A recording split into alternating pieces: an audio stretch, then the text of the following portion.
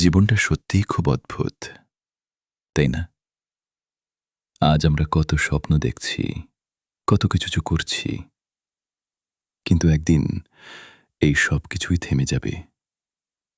আমাদের ফেসবুক প্রোফাইলটা থাকবে, কিন্তু আমরা থাকব না। ইনবক্সে মেসেজ জমবে, কিন্তু লাস্ট সিন আর বদলাবে না।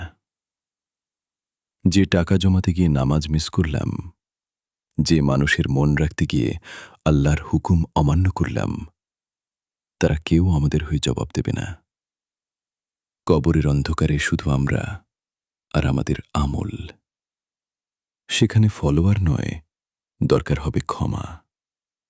লাইক নয়, দরকার হবে নেকি।